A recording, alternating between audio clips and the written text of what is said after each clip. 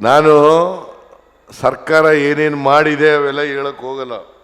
ಅದೆಲ್ಲ ನೀವೆಲ್ಲ ಜನಗಳಿಗೆ ಹೇಳಬೇಕು. ನೀವು ನಾನೇ ಹೇಳಿದ್ರೆ ಅದು ಚೆನ್ನಾಗಿ ಕಾಣಿಸಲ್ಲ. ನಾವು ನಮ್ಮ ಸರ್ಕಾರ ಏನು ಮಾಡಿದೆ ಅದನ್ನು ಜನರಿಗೆ ಹೇಳಬೇಕು.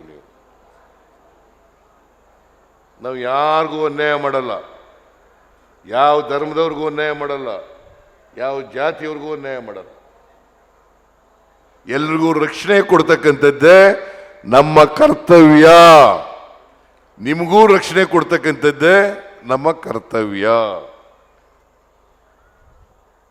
ಹಾಗಾಗಿ ನಮ್ಮ ಸರ್ಕಾರದಲ್ಲಿ ಯಾರು ಆತಂಕ ಪಡಬೇಕಾದಂಥ ಅಗತ್ಯ ಇಲ್ಲ.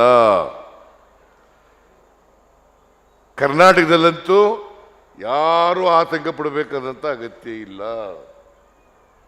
ಎಲ್ಲರೂ ಕೂಡ ಕಾನೂನು ದೃಷ್ಟಿಯಲ್ಲಿ ಸಮಾನರು, ಎಲ್ಲರಿಗೂ ರಕ್ಷಣೆ ಇದೆ. ಅದನ್ನು ನಮ್ಮ ಸರ್ಕಾರ ಮಾಡ್ತದೆ ಅಂತಕ್ಕಂಥ ಮಾತುಗಳನ್ನು ಹೇಳಲಿಕ್ಕೆ ಬಯಸ್ತಾ ಇದ್ದೇನೆ. ನಾನು ಮತ್ತೊಮ್ಮೆ ನೀವೆಲ್ಲ ಹೋಗಿ ಯಾವುದು ಉಮ್ರಾವ್ ಹಜ್ ಯಾತ್ರೆ ಅಲ್ಲಿ ಹೋಗಿ ಪ್ರಾರ್ಥನೆ ಮಾಡಿ. ದುವಾ ಅಂದರೆ ಅದೇ ತಾನೇ ಪ್ರಾರ್ಥನೆ, ದುವಾ ಪ್ರಾರ್ಥನೆ ಮಾಡಿ. ನಾನು ಕನ್ನಡದಲ್ಲಿ ಹೇಳ್ತೀನಪ್ಪ, ದುವಾ ಕರೋ.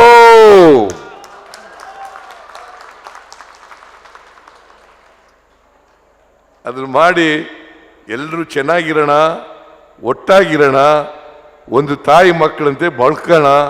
ಅದನ್ನು ಅಂಥ ವಾತಾವರಣವನ್ನು ನಿರ್ಮಾಣ ಮಾಡ್ತಕ್ಕಂಥದ್ದಕ್ಕೆ ನೀವೆಲ್ಲರೂ ಕೂಡ ದೇವರಲ್ಲಿ ಪ್ರಾರ್ಥನೆ ಮಾಡಿ ಅಂತ ಹೇಳಿ, ನಿಮಗೆಲ್ಲ ಒಳ್ಳೇದಾಗಲಿ ಅಂತೇಳಿ ಶುಭ ಕೋರಿ ನನ್ನ ಮಾತುಗಳನ್ನು ಮುಗಿಸ್ತೇನೆ.